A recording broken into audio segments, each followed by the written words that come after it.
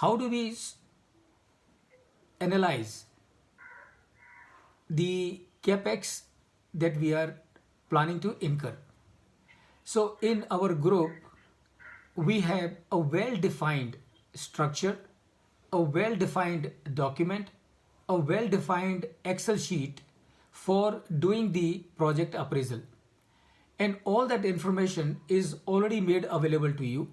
So you already have a handout that lists out everything that I showed with you to you yesterday, and you also have that Excel sheet which has formatted the entire process.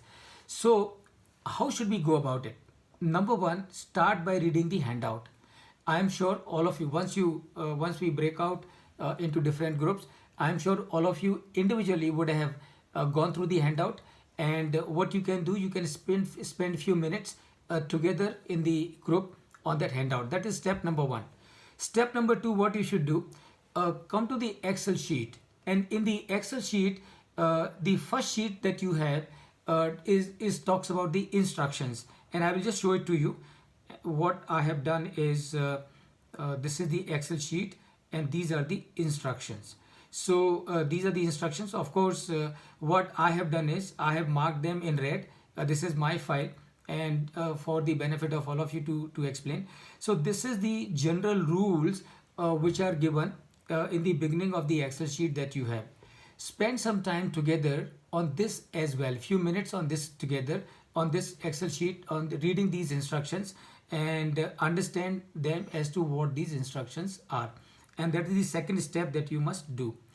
The third step is these handouts and instructions sheet give you actual assumptions guidance followed in our company. So that is what you must remember. So this case that you are going to solve, remember, is a live case, and this is how actually it is done in our group as far as the project appraisals are concerned, or the capex decision making is concerned. So both these handouts and the instruction will give you real time and the real information. Now, having done that, now you come to the Excel sheet. So you come back to the Excel sheet, and in the Excel sheet, what you should do, I'll show it to you what all are there. So there is a sheet on instruction, there is a sheet on summary, and on this sheet of summary you have nothing to do, and there is a sheet on cash flow, and this is where you have to work maximum. This is where you have to work maximum. And for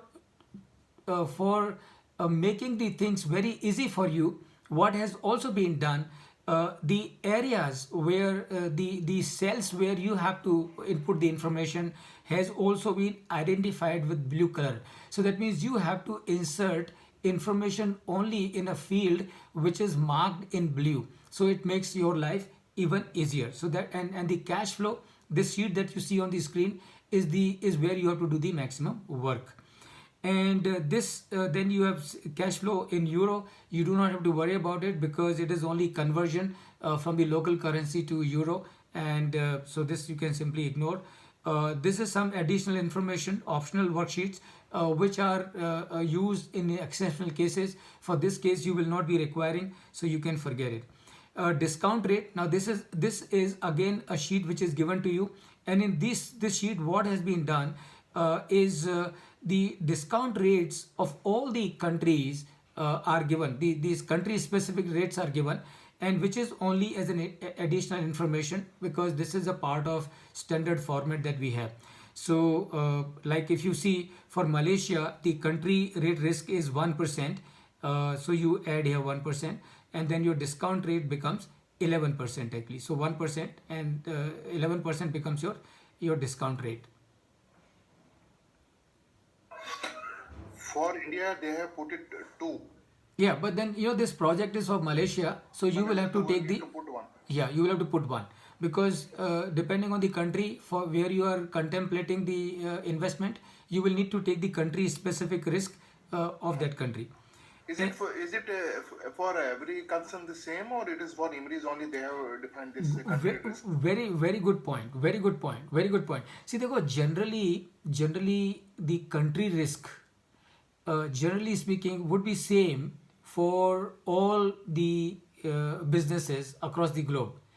But in certain cases, there may be some marginal difference here and there, but by and large, you can take that whatever country risks are given in this sheet are applicable to all the businesses, because all these risks are based on all the factors pertaining to that country: the political situation, the economic situation, the social situation, the environmental situation, the legal situation, the economic situation. So all those factors are taken into account, and based on that these country risks are identified. So you can take that whatever is given in this sheet is not only applicable to our group, but it is also applicable to any other company in the world.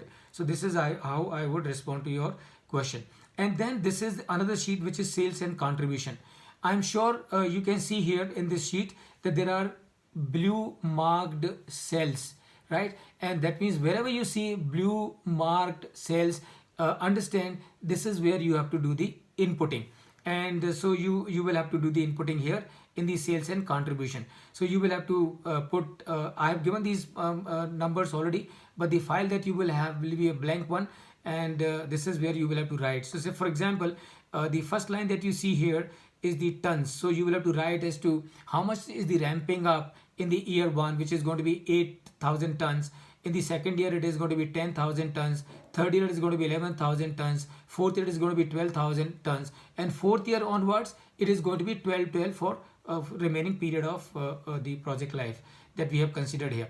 Then you can see again a blue line here, and that is the sales price. So you will have to input here the sales price, which is given to you in the handout. And then you also have a line here, blue line, which is the variable cost. So again you will have to input the variable cost. So where do you find this variable cost? So you will have to go to this page, which is costs. So all the costs are given to you here, and you can see here you have a variable cost given here.